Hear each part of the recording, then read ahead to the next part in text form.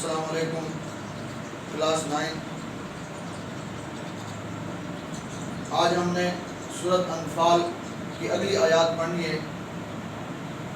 پچھلے لیکچر کے اندر اسلامیات سورۃ انفال کی ہم نے ابتدائی 4 آیات پڑھی تھی پچھلے لیکچر کے اندر۔ آج سورۃ انفال کی اگلی 4 آیات ہم پڑھیں گے،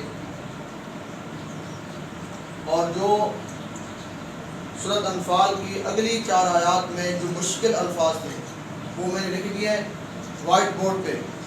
آپ دیکھ لیں کہ وائٹ بورڈ پہ میں نے لکھ دی ہے، اخرجا نکالا، فریقاً گروہ طبقہ، لکارہون وہ ناپسند کرتے ہیں، یجادلونا وہ جھگڑتے ہیں، یساقونا وہ ہانکے جاتے ہیں، احدا ایک، الطائفتین دو گروہ دو طبقے، تودونا تم چاہتے ہو، غیر ذات الشوکہ بغیر اسلحہ کے، بغیر ہتھیار کے، بغیر ساز و سامان کے۔ اس کا معنی یہ الفاظ معنی ہیں۔ اب ہم آیات کو پڑھتے ہیں۔ ہم نے 4 آیات پچھلے لیکچر کے اندر پڑھی تھی، آج اگلی آیات اس کے معنی ہم نے پڑھ لیے۔ اب آیات شروع کرتے ہیں۔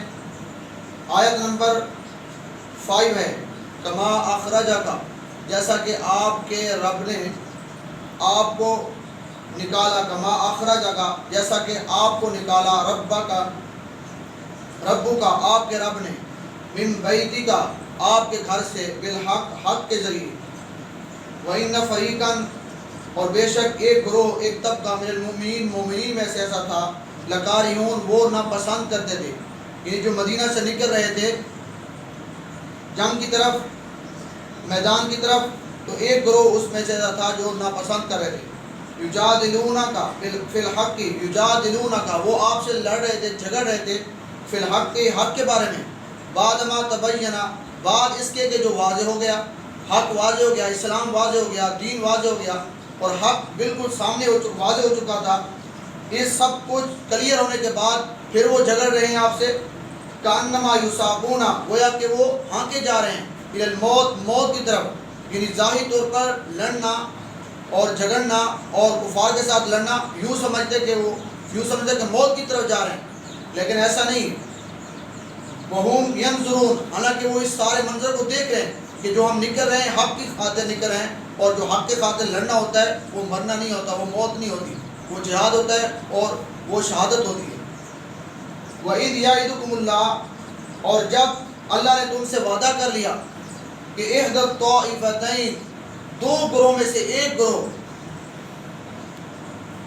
دو گروہ میں سے ایک گروہ، انہا لکم تمہارے لیے ہوگا، تمہیں مل جائے گا، دو گروہ میں سے ایک گروہ تمہارے ہاتھ آئے گا یا اس کے ساتھ تمہارا واسطہ پڑے گا، وتودون اور تم چاہتے ہو، ان غیر ذات الشوکہ کہ بغیر اسلحہ بغیر ہتھیار کے جو قافلہ ہے وہ ہمارے ہاتھ آئے، یہ تمہاری یہ صحابہ کی خواہش تھی، تکون لکم تم یہ چاہتے ہو، تم یہ چاہتے ہو کہ وہ ہمارے ہاتھ ہے جو بغیر ساز و سامان اسلحہ کے ہے۔